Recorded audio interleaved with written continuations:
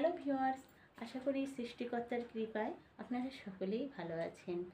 আমি রানী আজ আবার এসেছি এই ভ্যাপসা গরমে ক্লান্তি দূরকারী, ত্বক, চুল, লিভার, কিডনির জন্য উপকারী, উচ্চ রক্তচাপ নিয়ন্ত্রণকারী একটি সবজির রেসিপি নিয়ে। চলুন দেখে নিই কীভাবে স্বাস্থ্যসম্মত উপায়ে রান্না করা হয় এই সবজি। দেখুন, ডাঁটাগুলি এইভাবে সুন্দর করে ছাড়িয়ে নিতে হবে। ধীরে ধীরে ছাড়িয়ে নিয়ে এবার এটাকে পিস করে রাখতে হবে। এইভাবে সুন্দর করে ডাঁটাগুলোকে পিস করে নিতে হবে, নিয়ে একটু পানি দিয়ে ভিজিয়ে রাখতে হবে। আর আলু নিয়ে নিলাম, আমি আগেই আলু ছিলিয়ে রেখেছিলাম, এবার পিস করে নেব। আপনাদের যেমন প্রয়োজন আপনারা তেমনই নেবেন। এবার একটা বড় পেঁয়াজ কুচিয়ে নেব, একটা টমেটো ভালো করে কেটে নেব পরিষ্কার করে। আপনারা যদি চান টমেটো পছন্দ যদি না করেন তাহলে নাও দিতে পারেন, তবে টমেটো দিলে সবজির টেস্টটা একটু অন্য স্বাদের হয়ে যায়। যদি আমার সবজি সব মিলিয়ে 700 গ্রাম মতো হবে, যদি আপনি বেশি নেন তাহলে একটু বেশি নিয়ে নেবেন। কাটাকাটির পর্ব শেষ।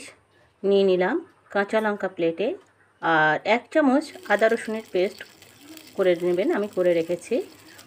গ্যাসে কড়াই বসিয়ে দিলাম, কড়াই গরম হয়ে এলে দিয়ে দেব 50 গ্রাম মতো তেল।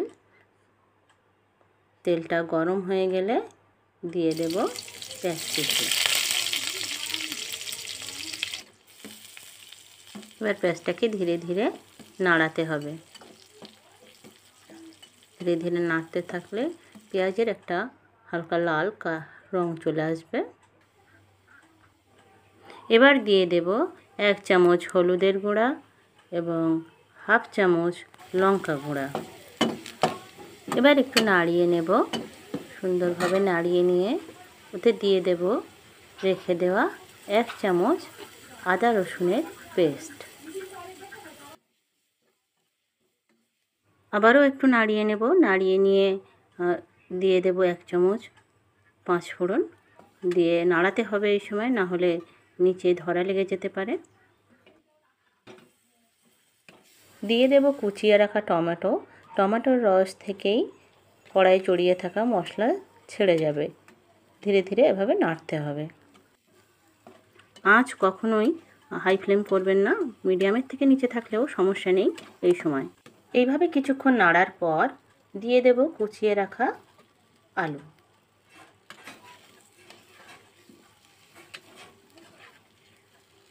আলুগুলো দিয়ে আবারও নাড়তে থাকবো। দিয়ে দেব সবজির পরিমাণ অনুযায়ী স্বাদ মতো লবণ।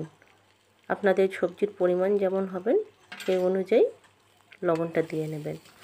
আবারও একটু নাড়িয়ে নেব যাতে লবণটা ভালোভাবে মিশে যায় সবজিতে।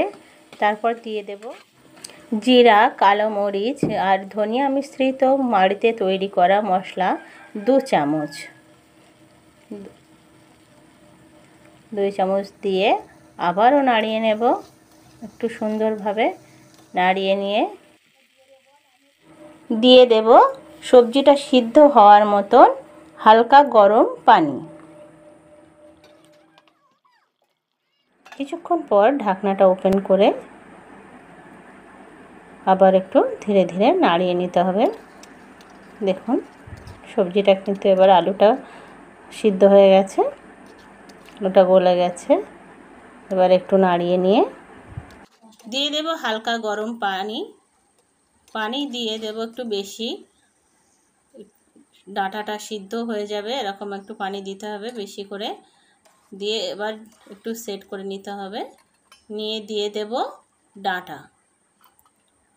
রেখে দেওয়া ডাঁটাগুলো দিয়ে নিয়ে দিয়ে দিলাম ঢাকা। এবার ঢাকা দিয়ে সিদ্ধ হওয়ার জন্য অপেক্ষা করব কিছুক্ষণ পর ঢাকনাটা ওপেন করে একটু দেখে নিতে হবে। দেখুন ফুটছে কত সুন্দর। তারপর দিয়ে দিলাম রেখে দেওয়া কাঁচা লঙ্কা। কাঁচা লঙ্কা দেওয়ার পরে দিয়ে দেব মাছ ভাজা। মাছ ভাজাগুলো ধীরে ধীরে দিয়ে নিতে হবে। তো বন্ধুরা, আমি একদম ইউটিউবার নতুন, আপনাদের উপদেশমূলক মতামত দিয়ে আমাকে এগিয়ে যাওয়ার জন্য অনুপ্রেরণা দেবেন। আশা করি আপনারা আমার পাশে আছেন। এবার কিছুক্ষণ ঢাকা দিয়ে রেখে দেব, লেয়ারটা কমার জন্য অপেক্ষা করব। লেয়ারটা কমে আসলে, খুব বেশি লেয়ার রাখবো না, একটু মাখা মাখা হলে সেটা খেতে বেশি স্বাদের হয়। তো বন্ধুরা, অনেক ভিডিও দেখেছেন, অনেক রান্না করে খেয়েছেন, এভাবেও একবার রান্না করে দেখবেন। আশা করি ভালো লাগবে খেতে। একদম যদি মনে হয় নিচে ধরা লেগে যাবে, তাহলে একদম হাতা খুন্তি দিয়ে নাড়াবেন না, এইভাবে একটু ধরে ঝাঁকিয়ে নেবেন। ঠিক আছে বন্ধুরা, দেখুন কত সুন্দর হয়েছে। শুধু খেতে ভালো হলেও হবে না, দেখতেও আবার একটু ভালো হতে হয়। ঠিক আছে, ভালো থাকুন, সুস্থ থাকুন, হাসতে থাকুন। আপনার দিনটি শুভ হোক। আর হ্যাঁ, অবশ্যই সাবস্ক্রাইব করে পাশে থাকুন।